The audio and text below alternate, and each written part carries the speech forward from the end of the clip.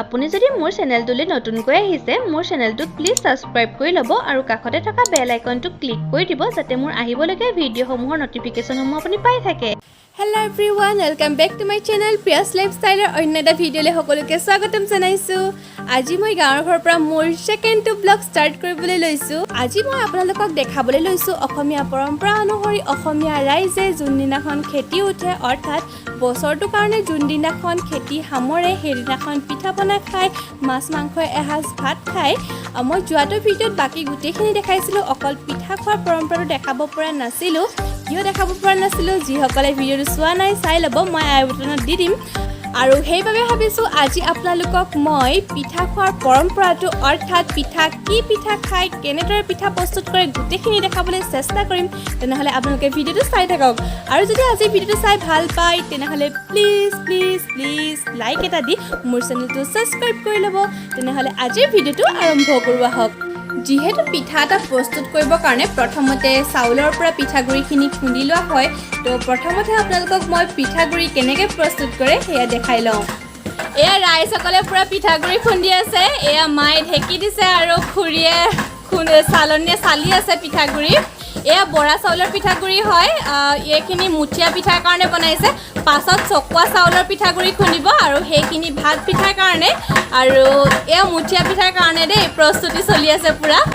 এফালে মায়ে ঢেঁকীৰ সহায়ত চাউলখিনি খুন্দি গৈছে অৰ্থাৎ গুড়ি কৰি গৈছে আৰু আনফালে খুৰীয়ে সেই গুড়ি অংশখিনি চালনীখনত লৈ ভালদৰে চালি গৈছে আৰু তলত যিখিনি মিহি মিহি বগা গুড়ি পৰিছে সেইখিনি আচলতে পিঠা গুড়ি হয়। এয়া পিঠাগুড়িখিনি খুন্দি হৈ গৈছে। খুৰী পিঠাগুড়ি খুন্দি হৈ গ'ল ন? হৈ গ'ল। আচ্ছা, ইয়াৰ পিছত কি কৰিব লাগিব? ইয়াৰ পিছত চকুৱা পিঠা খুন্দা হ'ব। আচ্ছা, চকুৱা পিঠা খুন্দা হ'ব, সেইটোতো একে প্ৰচেছতে খুন্দিব। এটা প্ৰচেছতে খুন্দা হ'ব। ঠিক আছে তেতিয়াহ'লে। এতিয়া এয়া বৰা চাউলৰ পিঠাগুড়ি খুন্দা হৈ গ'ল, তাৰপাছত চকুৱা চাউলৰ পিঠাগুড়ি খুন্দিব, একেটা প্ৰচেছতে খুন্দিব। তো মই সেইটো চকুৱা চাউলৰ পিঠাগুড়ি খুন্দাটো নেদেখাওঁ আৰু একেবাৰে বনোৱাটো দেখাম কেনেকৈ বনায়, তেনেহ'লে চাই থাকক। এতিয়া বৰা চাউলৰ পিঠাগুড়িখিনি খুন্দাৰ পাছত মায়ে এতিয়া বনাবলৈ লৈছে মুঠীয়া পিঠা। তো মুঠীয়া পিঠানো কেনেদৰে বনায় চাই লওঁচোন আহক। এতিয়া মুঠীয়া পিঠা বনাবৰ বাবে মায়ে প্ৰথমতে পাত্ৰ এটাত বৰা চাউলৰ পিঠাগুড়ি 4 বাটি লৈ লৈছে আৰু লগতে লৈছে অলপমান নিমখ আৰু অলপমান ঠাণ্ডা পানী। এতিয়া পিঠাগুড়িখিনিৰ ওপৰত অলপমান নিমখ ছটিয়াই দিছে, নিমখটো সোৱাদৰ কাৰণে দিছে আচলতে, নিমখ নিদিয়াকৈও এইখিনি পিঠা বনাব পাৰি। আৰু এতিয়া অলপ অলপকৈ পানী দি ভালদৰে পিঠাগুড়িখিনি মঠি লৈছে। এতিয়া পিঠাগুড়িখিনি মঠা হৈ গ'ল, আচলতে পিঠাগুড়িখিনি আটা মঠাৰ দৰে মঠিব লাগে। আৰু এতিয়া মায়ে ভিডিঅ'ত দেখুৱাৰ দৰে এনেদৰে হাতেৰে গোল গোল শ্বেপ কৰি এইফালে খুৰীক দি গৈছে আৰু খুৰীয়ে এয়া পানীত দি গৈছে। পানীখিনি উতলাই লৈছিলে আগতীয়াকৈ আৰু গৰম হ'ব লাগিব পূৰা পানীখিনি। এইদৰে পানীত দিয়াৰ পাছত যেতিয়া পিঠাখিনি নিজে নিজে ওপৰলৈ উঠি আহিব অৰ্থাৎ উপঙিবলৈ আৰম্ভ কৰিব, তেতিয়া আপোনালোকে জানিব যে পিঠাখিনি হৈ গৈছে। এতিয়া চাওক পিঠাখিনি এটা দুটাকৈ উপঙিবলৈ আৰম্ভ কৰিছে আৰু গোটেইখিনি পিঠা যেতিয়া উপঙি আহিব তেতিয়া আচলতে আমি গম পাম যে আমাৰ পিঠাখিনি কমপ্লিটলি সিজি গৈছে। আৰু এয়া চব পিঠাখিনি ওপৰলৈ উঠি আহিছে, গোটেই পিঠাখিনিয়ে ওপৰলৈ উঠি আহিছে অৰ্থাৎ আমাৰ পিঠাখিনি হৈ গৈছে। আৰু সেইটো কাৰণে মায়ে এতিয়া পিঠাখিনি পানীৰ পৰা কাঢ়ি আনিছে আৰু এইদৰে কলপাতত মেলি থৈ দিছে।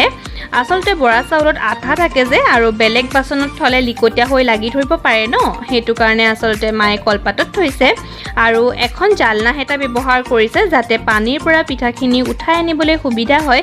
চ' আপোনালোকে পৰাপক্ষত জালনা হেতাই ব্যৱহাৰ কৰিব।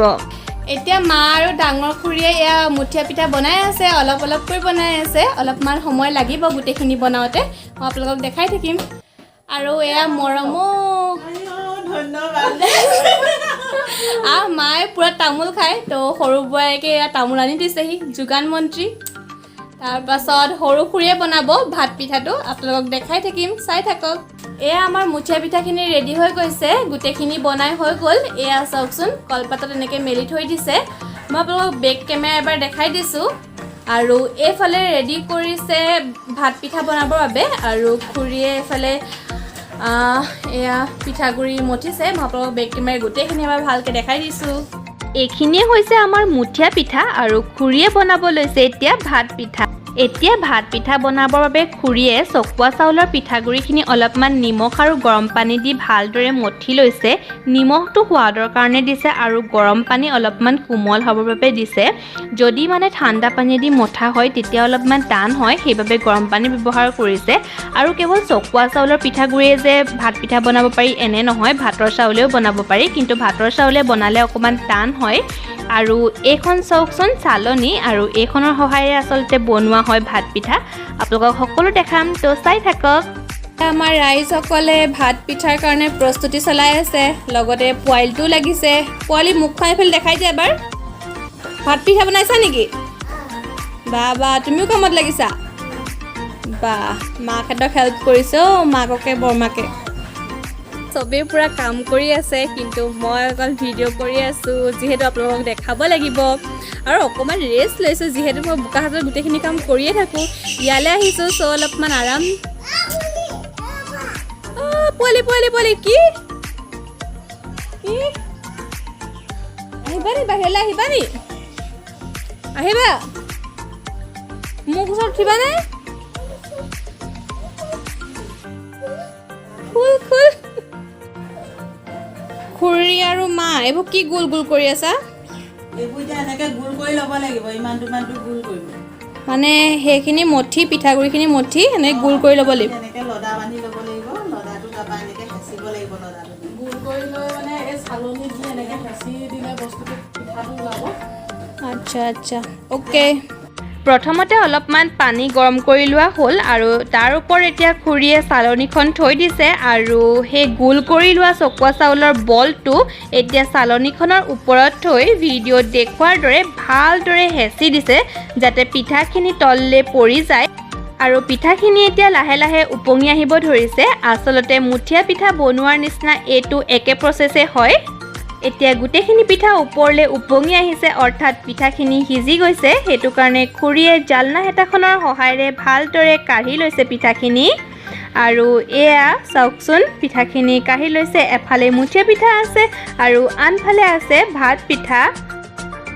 আৰু আজি আমাৰ টিকলিৰ নাচ চাওকচোন, কি বুজি পাইছে নেজানো, আৰু ইমান অকণমানিজনীয়ে খুব নাচিছে, খুব ফূৰ্তি লাগিছে মানে তাই আজি।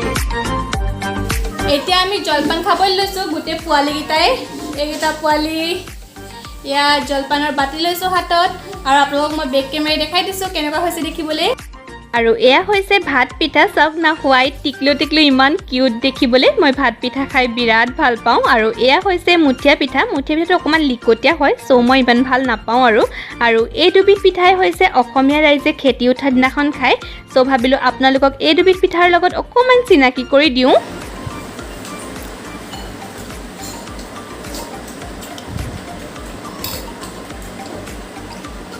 তেনেহ'লে খাই ভিডিঅ'টো সামৰণি মাৰিছোঁ। যদি ভাল পালে লাইক এটা দিব, আৰু যদি বেছিকৈ ভাল পালে তেনেহ'লে প্লিজ শ্বেয়াৰ কৰি দিব, আৰু যিসকলে ছাবস্ক্ৰাইব কৰা নাই প্লিজ ছাবস্ক্ৰাইব কৰি দিব। তেনেহ'লে আজিলৈ আহোঁ, বাই বাই। আমি খাই লওঁ পূৰা।